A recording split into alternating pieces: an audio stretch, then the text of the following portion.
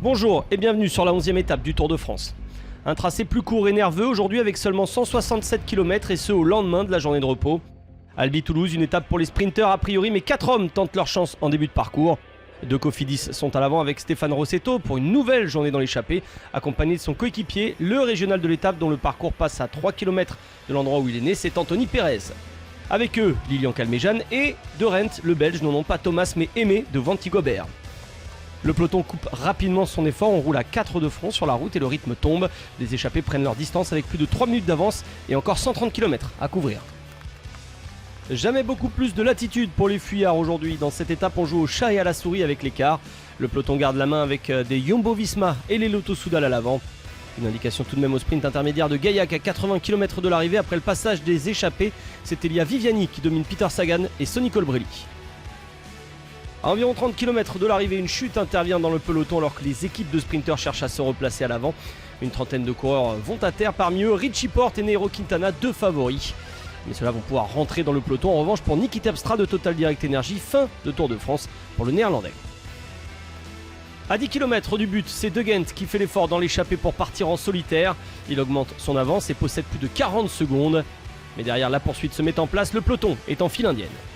À 4,5 km de l'arrivée, le dernier fuyard est repris. L'explication entre sprinteurs aura bien lieu. It's Groenewegen, Ewan is challenging, Groenewegen, Caleb, he's the king, it's Caleb, he gets there. Caleb Ewan remporte donc sa première étape sur le Tour de France. Il devance Dylan Groenewegen et Elia Viviani. Les nouveaux ténors du sprint mondial sont sur le podium devant Peter Sagan, 4e. Honnêtement, je peux pas le croire. Je suis passé si près sur les 4 premiers sprints. L'équipe a continué à croire en moi. Et moi, j'ai continué à croire en mon sprint. Je savais que si tout se passait bien, je pouvais être le plus rapide et je l'ai montré aujourd'hui. Pas de doublé sur ce Tour de France, 11 étapes et autant de vainqueurs différents. On attendait avec Groenewegen pour le premier doublé, mais Jumbo-Visma s'est fait surprendre.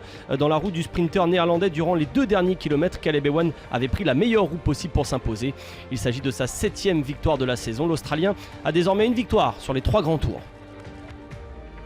Au classement général, malgré une petite frayeur, Nairo Quintana est toujours dans le top 10. Les malheurs de Ciccone font le bonheur de Thibaut Pinot qui revient dans le top 10 également.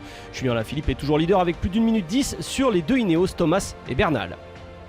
Au niveau des classements distinctifs, Peter Sagan est toujours en vert et son avance s'accrue. Il possède désormais 73 points d'avance sur son premier dauphin Elia Viviani. Le maillot à poids est toujours en possession de Tim Wellens. Anthony Pérez qui a pris tous les points possibles aujourd'hui est dans le top 15. Le maillot blanc lui va bien, Egan Bernal possède 30 secondes d'avance sur Henrik Mas et plus de 3 minutes sur David Gaudu. Demain, Julien Lafilippe va pouvoir se tester sur la première étape pyrénéenne, il passera une 7e journée en jaune.